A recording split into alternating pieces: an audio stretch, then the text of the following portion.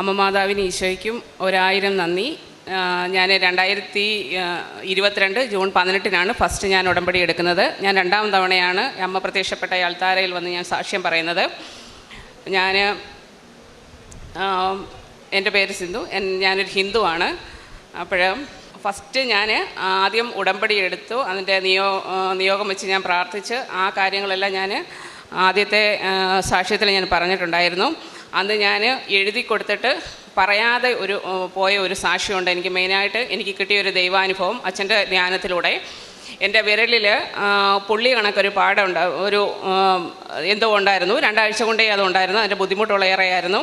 അപ്പോഴത് പുള്ളി കണക്കിരുന്നെങ്കിലും അത് നീഡിലുകൊണ്ട് കുത്തിയാലൊന്നും അത് പോകത്തില്ല.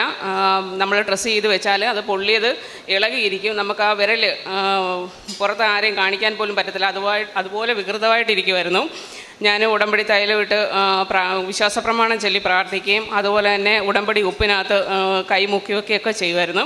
അപ്പോൾ ഞാൻ ജോലി ചെയ്യുന്നത് അടൂർ ഗവൺമെൻറ് ഹോസ്പിറ്റലാണ്. ഫാർമസിയുടെ സ്റ്റോറാണ് വർക്ക് ചെയ്യുന്നത്. അപ്പോൾ എനിക്ക് കൂടുതലും കമ്പ്യൂട്ടറുമായിട്ട് വർക്ക് ചെയ്യേണ്ടതുകൊണ്ട് ഈ വലത് കൈ കെട്ടി വെച്ചിട്ട് എനിക്ക് ജോലി ചെയ്യാൻ പറ്റാത്ത ഒരു സാഹചര്യമായിരുന്നു.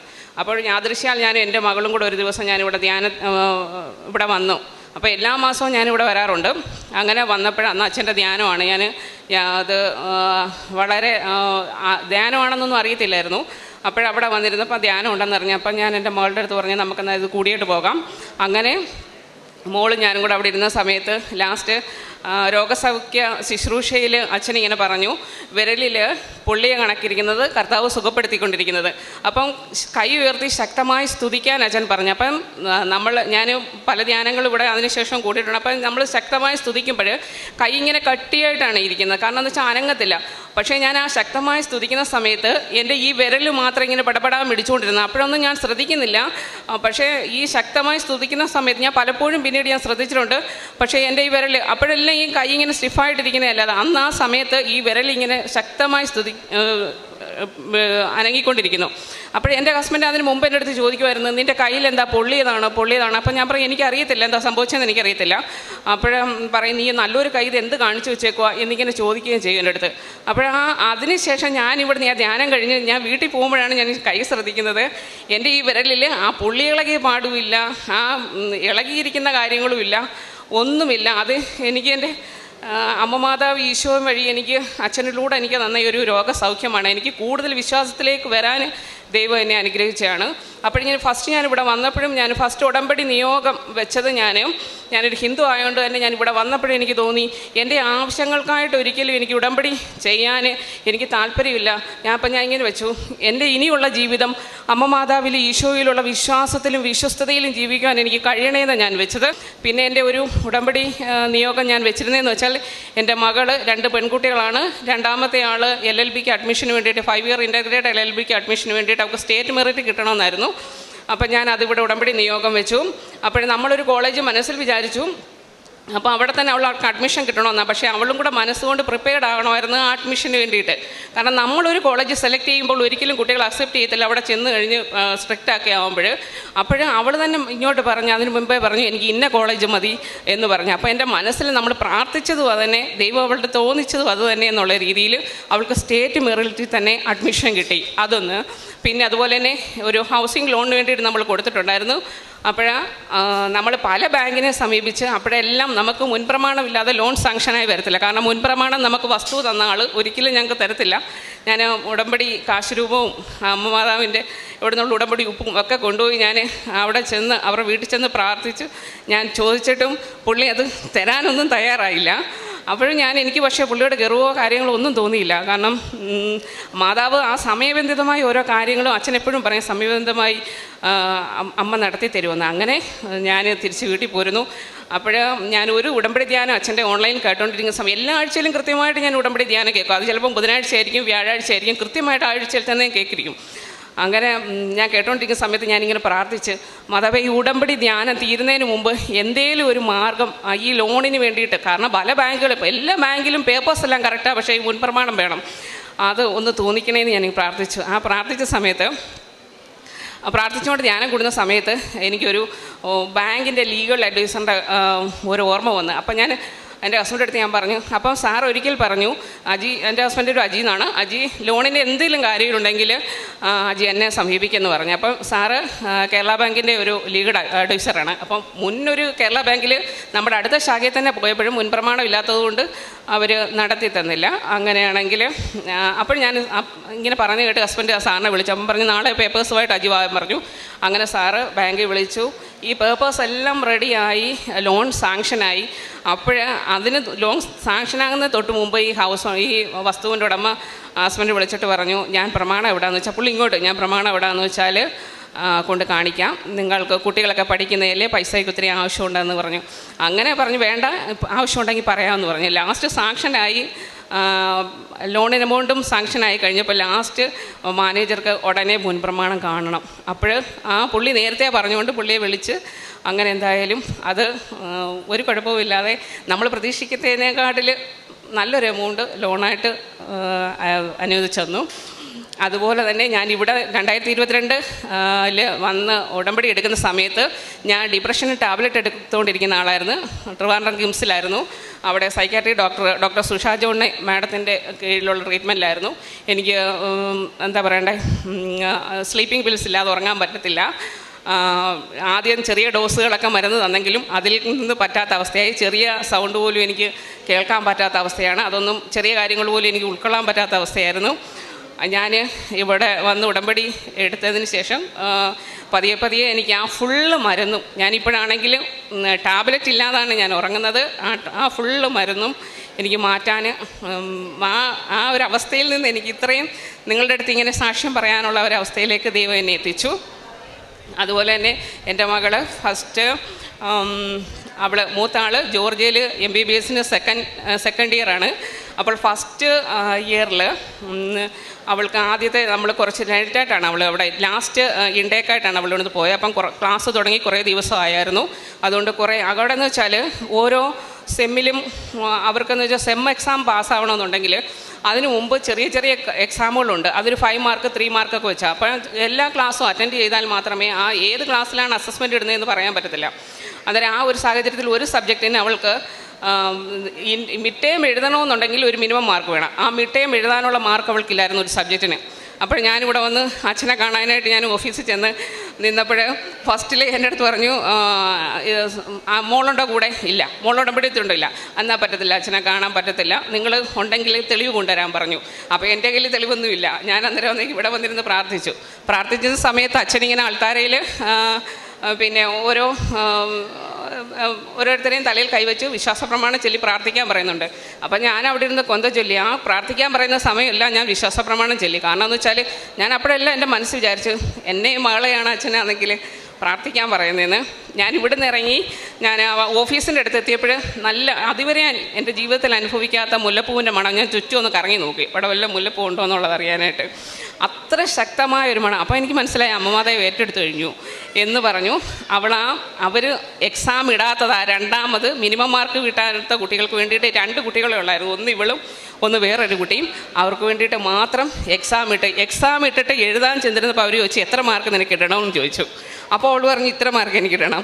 ആ കറക്റ്റ് ഒരിക്കലും നടക്കാത്തൊരു കാര്യമാണ്. കറക്റ്റ് അവർ ആ മാർക്ക് കൊടുത്ത് അവളെ പാസ്സാക്കി. അതുപോലെ തന്നെ അവൾ ആദ്യത്തെ വർഷം മാത്രമേ അവൾക്ക് ഹോസ്റ്റലിൽ താമസിക്കാൻ പറ്റുള്ളൂ. 2ാമത്തെ വർഷം അപ്പാർട്ട്മെൻറ്റ് എടുക്കണം. ആ 2ാമത്തെ വർഷം അപ്പാർട്ട്മെൻറ്റ് എടുക്കുന്ന സമയത്ത് മറ്റു കുട്ടികളെല്ലാം കൂടെ ഓരോ കുട്ടികളായിരുന്നു അപ്പാർട്ട്മെൻറ്റ് എടുക്കാൻ. ഇവൾക്ക് പക്ഷേ കൂട്ടിനാരും ആയില്ലായിരുന്നു. ആ സമയത്ത് ഞാൻ മാതാവിൻ്റെ അടുത്ത് പ്രാർത്ഥിക്കും, മാതാവേ അവൾക്ക് നന്നായി പഠിക്കാനും നന്നായി പ്രാർത്ഥിക്കുവാനും സന്തോഷമായിട്ടിരിക്കാനും. കാരണം സന്തോഷമായിട്ടിരിക്കുകയെന്ന് വെച്ചാൽ ഇവൾക്ക് കുറേ ഹോം സിക്നെസ് ഉള്ള കൂട്ടത്തിലാണ്. നമ്മളെയൊക്കെ വിട്ടു നിൽക്കുന്ന ഭയങ്കര ബുദ്ധിമുട്ടുള്ള കൂട്ടത്തിലായിരുന്നു. അപ്പോഴേ ഞാനിങ്ങനെ പ്രാർത്ഥിച്ചുകൊണ്ടിരിക്കുമായിരുന്നു. അപ്പോൾ 1.5 മാസത്തോളം അവരുടെ വേറെ ഫ്രണ്ട്സിൻ്റെ കൂടെയാണ് താമസിച്ചുകൊണ്ടിരുന്നത്. അങ്ങനെ ഇരുന്നപ്പോൾ കഴിഞ്ഞ ഡിസംബർ 7-ന് ഒരു 2-3 ദിവസം മുമ്പ് ഞാൻ പ്രാർത്ഥിച്ചു, മാതാവേ ഞാൻ പ്രാർത്ഥിക്കാം, അമ്മ മാതാവ് തന്നെ ഒരു റൂം അവൾക്ക് റെഡിയാക്കി കൊടുക്കണേ. അമ്മയും ഈശോയും തന്നെ അവിടെ ഇടവും വലവും ആയിരിക്കണം. അവൾക്ക് സന്തോഷമായിട്ടിരിക്കാനും നന്നായി പ്രാർത്ഥിക്കുവാനും പഠിക്കുവാനുള്ള അവസരം കൊടുക്കണേ. അപ്പം ഞാനിങ്ങനെ പ്രാർത്ഥിച്ചു, മാതാവേ റൂം അമ്മ എടുത്തു കൊടുക്കുകയാണെന്നുണ്ടെങ്കിൽ അത് ഡിസംബർ 7-ന് തന്നെ കിട്ടും എന്നിങ്ങനെ പ്രാർത്ഥിച്ച് ഞാൻ ഡിസംബർ 7-ന് അപ്പം ഞാനിങ്ങനെ അതേക്കുറിച്ച് ഇങ്ങനെ ചിന്തിക്കുന്നില്ല. ഇപ്പം ഞാൻ ഇങ്ങനെ പറഞ്ഞിങ്ങനെ ഡിസംബർ 7-ന് ഞാൻ വൈകിട്ട് സായന പ്രാർത്ഥന ചൊല്ലിക്കൊണ്ടിരിക്കുമ്പോൾ എൻ്റെ ഹസ്ബൻഡ് ആണെങ്കിലും മോളുടെ മെസ്സേജ് ഇങ്ങനെ ഓപ്പണാക്കി വായിക്കണം. അപ്പോൾ ഇവളിങ്ങനെ മെസ്സേജ് ഇട്ടേക്കുന്നത്, അമ്മ അപ്പാർട്ട്മെൻറ്റ് റെഡിയായി, ഇന്ന് ടോക്കൺ അഡ്വാൻസ് കൊടുക്കുകയാണ് എന്ന് പറഞ്ഞ്. ആ ഡിസംബർ 7 തന്നെ മാതാവ് അമ്മ തന്നെ അത് ഒരുക്കി അവൾക്ക് കൊടുത്തു. അതൊന്ന്. അതുപോലെ തന്നെ എൻ്റെ ഒരു കസിന് കിട്ടിയ രോഗസൗഖ്യമാണ്. അവൾക്ക് പരോട്ടിഡ് ഗ്ലാൻഡിൽ ചെറിയൊരു സിസ്റ്റം ഉണ്ടായിരുന്നു. അപ്പോഴും അവളെൻ്റെ അടുത്ത് അധികം മിണ്ടാറും ഒന്നുമില്ല. പക്ഷേ ഇത് സിസ്റ്റ് അത് FNAC ചെയ്തപ്പോൾ CAയുടെ ഒരു സാധ്യത പറഞ്ഞു. അപ്പോൾ ഞാൻ ഇത് അറിഞ്ഞുകൊണ്ട് ഞാൻ ഇവളെ വിളിച്ചിട്ട് അന്ന് ഞാൻ അവൾക്ക് വേണ്ടി പ്രാർത്ഥിച്ചു. ഞാൻ എൻ്റെ കവിളിൽ പരോട്ടിഡ് ഗ്ലാൻഡ് എന്ന് പറയുമ്പോൾ ഈ ചെവിയുടെ ഫ്രണ്ട് സൈഡായിട്ടാണ്. അപ്പോൾ ഞാൻ എൻ്റെ കവിളിൽ വിശ്വാസപ്രമാണം ചൊല്ലി ഉടമ്പടിത്തേലും വെച്ച് പ്രാർത്ഥിച്ചു. അന്ന് രാത്രിയിൽ ഞാൻ ഈശോയെ സ്വപ്നം കണ്ടു. ഞാൻ ഈശോയെ സ്വപ്നം കണ്ടതെന്ന് വെച്ചാൽ ആ വെണ്മ എനിക്ക് പറയാൻ പറ്റത്തില്ല. അതേ വെണ്മ വെണ്മയിലൂടെ ഈശോ ആണെങ്കിൽ ആകാശത്ത് പ്രത്യക്ഷപ്പെട്ടായിട്ട് കണ്ടു. അപ്പം ഈശോയെ ഫേസ് ചെയ്ത് ചുറ്റിനും ആരോ നിൽക്കുന്നുണ്ട്. അതെന്താണെന്നൊന്നും എനിക്ക് പിടികിട്ടിയില്ല. അപ്പോൾ എന്നെ വേറൊരാൾ വിളിച്ച് കാണിക്കുവാണ്, മേളോട്ട് നോക്കും. അപ്പോൾ അടുത്ത് നിൽക്കുന്നത് എൻ്റെ ഹസ്ബൻഡ് പെങ്ങളാണ് നിൽക്കുന്നത് കാണുന്നത്. അപ്പം പുള്ളിക്കാരി പറയുന്നത് ഞാനൊന്നും കാണുന്നില്ലല്ലോ എന്ന് ചോദിക്കുന്നത്. അപ്പോൾ ഞാൻ മേളോട്ട് നോക്കിയപ്പോൾ ഈശോയാണ്. അത്രയേറെ വെണ്മയോടെ ഞാൻ കണ്ട്. അന്നേരം അതിനുശേഷം വന്നവരെല്ലാം എൻ്റെ തലയിൽ, അന്നേരം ഞാൻ ഈശോയെ കണ്ടല്ലോ, അപ്പോൾ എൻ്റെ തലയിൽ കൈവച്ച് പ്രാർത്ഥിക്കുന്നു. ഞാൻ കണ്ടെന്നുള്ള ഇത് വെച്ച് എൻ്റെ തലയിൽ കൈവച്ച് പ്രാർത്ഥിക്കുന്നു. അന്നേ എനിക്ക് മനസ്സിലായി ഇവളുടെ കാര്യം എന്തായാലും പൂർണ്ണ സൗഖ്യം ദൈവം കൊടുക്കും. അതിനെനിക്കൊരു ബോധ്യം ദൈവം തന്നെയാണെന്ന്. അതുപോലെ അവിടെ സർജറി കഴിഞ്ഞു. ബയോപ്സിക്ക് എടുത്തപ്പം ഒരു കുഴപ്പവുമില്ല, അവൾ നല്ല സുഖമായിരിക്കുന്നു. അപ്പോൾ ഇവിടെ വന്ന് 2022 ഞാൻ ഉടമ്പടി ജൂൺ 18 എടുത്തതിന് ശേഷം സെപ്റ്റംബർ 1 തൊട്ട് 8 വരെ മാതാവിൻ്റെ തിരുനാളാണല്ലോ. അപ്പോൾ ആ തിരുനാളിൻ്റെ തലേന്ന് ഞാൻ ജൂണിൽ ഉടമ്പടി എടുത്തു. ആ തിരുനാളിൻ്റെ തലേന്ന് ഞാൻ വേളാങ്കണ്ണി മാതാവിനെ ഞാൻ സ്വപ്നം കണ്ട്. അന്ന് വരെ വേളാങ്കണ്ണി പള്ളിയുണ്ടെന്നറിയാം, പക്ഷേ മാതാവിൻ്റെ രൂപമൊന്നും ഞാൻ എൻ്റെ ഒരു മൊബൈലിൽ ഒന്നും കണ്ടിട്ടില്ല. എനിക്കറിയത്തില്ല, ഞാനൊരു ഹിന്ദുവില്ല, എനിക്കറിയത്തില്ല. അപ്പോൾ അന്ന് ഞാൻ രൂപം കണ്ടു, ഉണ്ണിയേശുവിനെയും മാതാവിനെയും ഞാൻ കണ്ടു. ആ സ്വർണ്ണാഭരണ വിഭൂഷിതയായി കണ്ടു കഴിഞ്ഞപ്പോൾ ഞാൻ എൻ്റെ ഹസ്ബൻഡ് പെങ്ങളുടെ അടുത്തും ഇവിടെ കൊണ്ടുവന്ന സിസ്റ്റർ അടുത്തും എല്ലാം ഞാൻ പറഞ്ഞു. അപ്പം പറഞ്ഞു ഇതുപോലെ ഇന്ന് മുതൽ സെപ്റ്റംബർ 1 തൊട്ട് മാതാവിൻ്റെ തിരുനാൾ തുടങ്ങി, ഇത് വേളാങ്കണ്ണി മാതാവ്, നീ എന്നും ജപമാല ചൊല്ലി പ്രാർത്ഥിക്കാൻ പറഞ്ഞു. അപ്പോൾ ജപമാലയൊന്നും എനിക്കറിയത്തില്ല. ഞാനിവിടെ വന്നതിന് ശേഷം ഞാൻ ജപമാലയെല്ലാം പഠിച്ചു. ഞാൻ എല്ലാ ദിവസവും പ്രത്യക്ഷീകരണ പ്രാർത്ഥന കഴിഞ്ഞ് ഞാൻ ജപമാലയും ചൊല്ലിയിട്ട് രാവിലെ എഴുന്നേൽക്കത്തുള്ളൂ. അതാ ദിവസത്തെ ജപമാലയും ചൊല്ലിയിട്ട്. അപ്പോഴേ ഞാൻ അന്ന് തൊട്ട് അന്നേരം ഈ സാക്ഷ്യങ്ങൾ എല്ലാ സാക്ഷ്യങ്ങളും കേൾക്കും. ഞാൻ അതാത് സാക്ഷ്യങ്ങൾ ഓരോരുത്തർക്കും ഷെയർ ചെയ്ത് കൊടുക്കും. കാരണം കുട്ടികളില്ലാത്തവർക്ക് അങ്ങനെ എനിക്കറിയാവുന്നവരുണ്ട്, അവർക്ക് ആ സാക്ഷ്യങ്ങൾ, കടമുള്ളവർക്ക് ആ രീതിയിലുള്ള സാക്ഷ്യങ്ങൾ അങ്ങനെ ഷെയർ ചെയ്ത് കൊടുക്കുന്നത്. അപ്പോൾ അന്ന് തൊട്ട് എൻ്റെ മനസ്സിലിങ്ങനെ ഉണ്ട്, എല്ലാവരും കൃപാസന മാതാവിനെ കാണുന്നു, പക്ഷേ ഞാൻ വേളാങ്കണ്ണി മാതാവിനെ കണ്ടേ. അപ്പോൾ എൻ്റെ ഹസ്ബൻഡ് പെങ്ങളുടെ അടുത്തൊക്കെ പറയും മാതാവെല്ലാം ഒന്ന് തന്നെ, നീ അങ്ങനെ എന്തിനാണ് വെച്ചിരിക്കുന്നത് എന്ന് വിചാരിക്കും. അങ്ങനെ ഞാൻ ഈ കഴിഞ്ഞ സെപ്റ്റംബർ 1 തൊട്ട്, അപ്പോൾ എല്ലാ ദിവസവും ജപമാല ഇല്ലെങ്കിലും സെപ്റ്റംബർ 1 തൊട്ട് 8 വരെ ഞാൻ ഫുൾ ജപമാല രാത്രി ചൊല്ലും. അപ്പോൾ എനിക്ക് സമയമുണ്ടല്ലോ, അപ്പം ഫുൾ ജപമാല രാത്രി ചൊല്ലും. അപ്പം വൈകിട്ട് സായന പ്രാർത്ഥന സമയം കഴിഞ്ഞ് ഞങ്ങൾക്ക് വേറെ ഒരിടത്ത് അത്യാവശ്യം പോകേണ്ടതുണ്ടായിരുന്നു. തിരിച്ചു വന്നപ്പം കുറച്ച് ലേറ്റായി. അപ്പോഴും ഞാനാണെങ്കിൽ എനിക്ക് നന്നായിട്ട് ഉറക്കം വരുന്നുണ്ടായിരുന്നു. എന്നിട്ട് ഞാൻ വിചാരിച്ചു എന്നും ഞാൻ ചെല്ലുന്നതല്ലേ, ഇന്നും ഞാൻ ചൊല്ലിയിട്ടേ കിടക്കുള്ളൂ എന്ന് പറഞ്ഞപ്പോൾ ഹസ്ബൻഡും കിടന്നു, മോളും കിടന്നു. ഞാൻ ജപമാല ചൊല്ലിക്കൊണ്ടിരുന്ന സമയത്ത് ഗ്രില്ലിൻ്റെ കട്ടനുണ്ട്. അപ്പോൾ കട്ടന് വെളിയിലോട്ട് റോഡിൽ ഇങ്ങനെ പോസ്റ്റിൽ വെട്ടമുണ്ട്. അപ്പോൾ ആ ചൊല്ലിക്കൊണ്ടിരിക്കുന്ന സമയത്ത് എൻ്റെ അമ്മ മാതാവിൻ്റെ കൃപാസന മാതാവിൻ്റെ ഹാഫ് പോർഷൻ എനിക്ക് ആ രൂപം കാണാൻ കഴിഞ്ഞു. ഒരു കുറച്ച് സെക്കൻഡേ എനിക്ക് കാണാൻ കഴിഞ്ഞുള്ളൂ. അപ്പോഴെനിക്കറിയാം എപ്പോഴും അമ്മ ഈശോ എൻ്റെ കൂടെ ഉണ്ടെന്ന്. അങ്ങനെ ഒരുപാട് ദൈവ അനുഗ്രഹങ്ങൾ. എപ്പോഴും നിങ്ങൾ വിചാരിക്കരുത് നമ്മൾ പ്രയാസങ്ങളില്ലെന്ന്. പക്ഷേ ഏത് പ്രയാസവും പ്രതിസന്ധി ആണെങ്കിലും നമുക്ക് കുറച്ച്, അച്ഛൻ എപ്പോഴും പറയും, നിങ്ങളുടെ ഉടമ്പടി ലാഗ് ചെയ്യുമ്പോൾ നിങ്ങളത് വിഷമിക്കരുത്. കാരണം എന്താ വെച്ചാൽ ബെറ്ററായിട്ടുള്ളൊരു ഓപ്ഷന് വേണ്ടിയിട്ടാണ് ദൈവം നമ്മളെ ഒരുക്കുന്നതെന്ന് പറയും. അതുപോലെ തന്നെ ഈ കഴിഞ്ഞ ഈസ്റ്റർ ദിനത്തിൽ ഞാനിവിടെ വന്നു. അപ്പോൾ അച്ഛൻ്റെ കുർബാന ഉണ്ടായിരുന്നു. അപ്പം വരുന്ന ദിവസമെല്ലാം ഇന്ന് എനിക്ക് പറ്റിയില്ല, ഞാൻ വണ്ടി കുറച്ച് ലേറ്റായി, അത് താമസിച്ചാണ് വന്നത്. വരുന്ന ദിവസമെല്ലാം കുർബാന ഞാൻ കൂടും. കാരണം കുർബാന കൂടുമ്പോൾ എനിക്ക് സങ്കടത്തോടെ ഈശോയെ എനിക്ക് നോക്കാൻ കഴിയുള്ളൂ. കാരണം അത്രത്തോളം പാപികൾക്ക് വേണ്ടിയിട്ട് കുരിശു ചുമന്ന് പീഡ സഹിച്ച് മരിച്ചതാണ്. അന്നേരം ഞാൻ എപ്പോഴും ചിന്തിക്കും, ദൈവമേ ഞാനൊരു ക്രിസ്ത്യനായിരുന്നെങ്കിൽ എനിക്ക് ഈ കുർബാന കൈക്കൊള്ളാനും എനിക്ക് പ്രാർത്ഥിക്കാനും കഴിയുമെന്ന്. പക്ഷേ എന്നാലും എൻ്റെ കഷ്ടകാല സമയത്ത് ദൈവം, അതായത് നമ്മുടെ സങ്കീർത്തനം 27 പറയുന്നത് പോലെ കഷ്ടകാല സമയത്ത് ദൈവം എനിക്ക് അഭയം നൽകിയതാണ്. ഈശോയുടെ സ്നേഹം എന്ന് പറയുന്നത് ഞാൻ 2 തവണ ഞാനിപ്പം ബൈബിൾ വായിച്ചു കഴിഞ്ഞു. 3ാമത്തെ തവണയാണെങ്കിൽ വായിക്കാൻ തുടങ്ങി. ആദ്യത്തെ തവണ എനിക്ക് അത്ര ബോധ്യത്തോടെയല്ല ഞാൻ വായിച്ചു, എനിക്കറിയില്ല. പഴയ നിയമവും പുതിയ നിയമവും ഒക്കെ വായിക്കുമ്പോൾ പുതിയ നിയമം എനിക്ക് എളുപ്പം മനസ്സിലാക്കാൻ സാധിച്ചു, പക്ഷേ പഴയ നിയമം ടഫായിരുന്നു. അപ്പോൾ ഒരിക്കൽ അച്ഛൻ ധ്യാനത്തിൽ പറഞ്ഞു ഇതുപോലെ പുതിയ നിയമത്തിൽ കരുണയാണെങ്കിൽ പഴയ നിയമത്തിൽ അച്ഛൻ കർത്താവ് പാപങ്ങളാണ് കൂടുതൽ ഫോക്കസ് ചെയ്യുന്നതെന്നുള്ളത്. അങ്ങനെ ഓരോ കാര്യങ്ങളും അച്ഛൻ്റെ ഓരോ ഉടമ്പടി ധ്യാനത്തിലും എനിക്കുള്ള ഓരോരോ ബോധ്യങ്ങൾ കാണും. ഇപ്പോൾ ഈ ലാസ്റ്റ് മെനങ്ങാത്തത്തെ ധ്യാനത്തിൽ ഞാൻ കഴിഞ്ഞ ആഴ്ചയിൽ ഞാൻ എൻ്റെ ഡയറിയിലേക്കകത്ത് ഒരു വചനം എഴുതി വെച്ചു, മാനസാന്തരപ്പെടുവിൻ സുവിശേഷത്തിൽ വിശ്വസിക്കുവിന്. അപ്പോഴാണ് കഴിഞ്ഞ ചൊവ്വാഴ്ചത്തെ ധ്യാനം ബുധനാഴ്ച ഇന്നലെ കേട്ടപ്പോൾ തീർച്ചയായിട്ടും അച്ഛൻ ആ ഒരു ഇത് മാനസാന്തരപ്പെട്ട് സുവിശേഷത്തിൽ വിശ്വസിക്കും എന്നുള്ളൊരു വാക്യം കഴിഞ്ഞ ഉടമ്പടി ധ്യാനത്തിലും കേട്ടു. പിന്നെ ഞാൻ ഉടമ്പടി പ്രേക്ഷിത വേലകൾ ചെയ്യുക എന്ന് വെച്ചാൽ പത്രം ഞാൻ എല്ലാവർക്കും കൊടുക്കും, എനിക്ക് മടിയൊന്നുമില്ല. പലയിടത്തും ചെല്ലുമ്പോൾ ഞാൻ ഹോസ്പിറ്റലിൽ വർക്ക് ചെയ്യുന്ന പല മൂലയിലും കാണും ഓരോ പത്രം എവിടെയെങ്കിലും. അതെടുത്ത് ഞാൻ ആർക്കെങ്കിലും കൊടുത്തിട്ട് ഞാൻ പറയും ഇത് ഉറപ്പായിട്ടും വായിക്കണം, ഒരിക്കലെങ്കിലും നിങ്ങൾ അമ്മമാതാവിൻ്റെ അടുത്ത് പോകണം. എന്നെ പലരും എന്നെ കളിയാക്കിയിട്ടുണ്ട്. എൻ്റെ പേര് പോലും വിളിക്കാതെ എന്നെ കൃപാസനം എന്ന് കളിയാക്കി വിളിക്കും.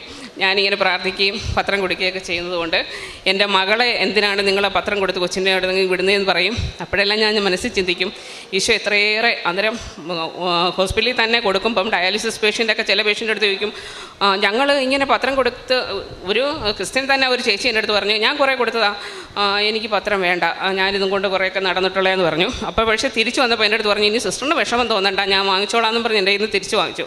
വേറൊരു പള്ളി എൻ്റെ അടുത്ത് പറഞ്ഞു എന്തിനാണ് ഇങ്ങനെ കൊച്ചിനെ ഇങ്ങനെ പറഞ്ഞു കൊടുത്തത്, എന്തിനാണ് സിസ്റ്റർ? ഞാൻ പറഞ്ഞു സ്വന്തം സ്വപുത്രനെ പോലും എന്താ പറയണ്ടേ പീഡയിൽ നിന്ന് ദൈവം മാറ്റി വെച്ചില്ല. പിന്നെ അന്നവിടെ സാധാരണ പാപികളായ മനുഷ്യനെ ദൈവം അത്രമാത്രം ലോകത്തെ സ്നേഹിച്ചു. തീർച്ചയായിട്ടും പ്രേക്ഷിത വേല ചെയ്യുക എന്ന് വെച്ചാൽ പത്രം കൊടുക്കും. അതുപോലെ തന്നെ ഞാൻ യൂട്യൂബിലാണെങ്കിൽ വരുന്ന സാക്ഷ്യങ്ങളെല്ലാം കാണി അത് ഷെയർ ചെയ്ത് ചെയ്യും. ധ്യാനത്തിലാണെങ്കിലും ശരി തന്നെ ചിലർ വേണ്ടാന്ന് പറഞ്ഞാലും ഇതാന്ന് പറഞ്ഞാലും ഞാൻ അവർക്ക് തന്നെ വീണ്ടും ഞാൻ ഇതിട്ട് കൊടുക്കും.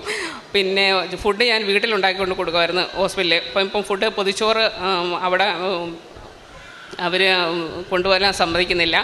പിന്നെ ചെറിയ സാമ്പത്തിക സഹായങ്ങളും മരുന്ന് വാങ്ങിക്കാൻ പറ്റാത്തതും എല്ലാം കൊടുക്കും.